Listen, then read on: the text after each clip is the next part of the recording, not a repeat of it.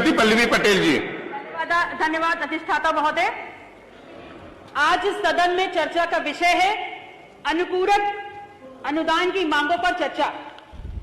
और जब इस बजट को मैंने पढ़ा तो सबसे पहले मेरे दिमाग में एक ख्याल आता है कि क्या है ये अनुपूरक बजट। ये है भारतीय जनता पार्टी का अनुपूरक बजट। वो भारतीय जनता पार्टी जो अपने आप को इस विश्व की सबसे बड़ी संगठन होने का दंभ भरती है और डंका पीट कर कहती है।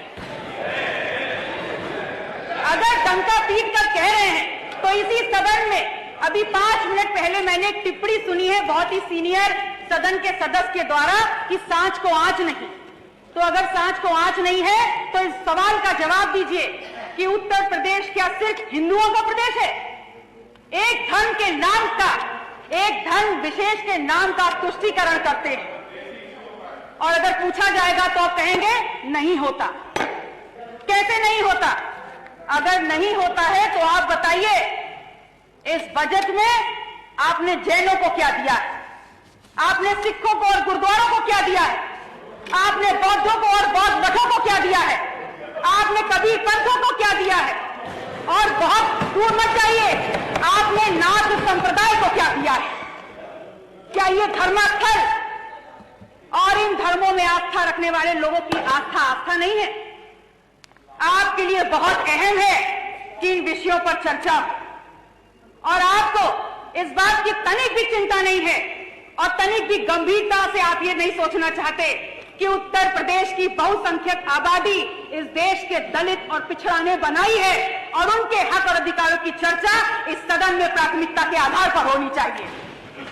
माननीय अधिष्ठाता महोदय, इस बात को मैंने इसलिए उठाया है क्योंकि मैंने उत्तर प्रदेश में जातिवार जनगणना पर चर्चा के लिए अपना निजी विधेयक प्रस्तुत किया है और वास्तविकता यह है कि यह विधेयक भारतीय जनता पार्टी के सदस्यों के द्वारा होना चाहिए था क्योंकि उत्तर प्रदेश में पिछड़ों और दलितों के नाम पर सत्ता लेकर आप बैठे हुए हैं तो यह विधेयक भी आपके द्वारा आना चाहिए था।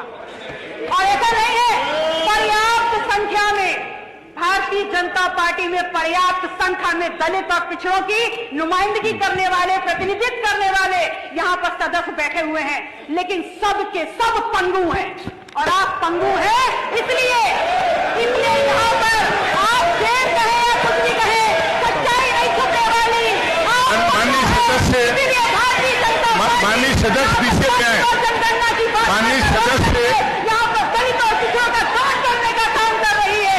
यहाँ पर अगर बात करो अनुसूचित जनजाति की, यहाँ बात करो जातिवाद जनगणना की, माननीय सदस्य माननीय सदस्य पल्लवी पटेल जी पीछे में आइए, सप्लीमेंट्री बजट में आइए।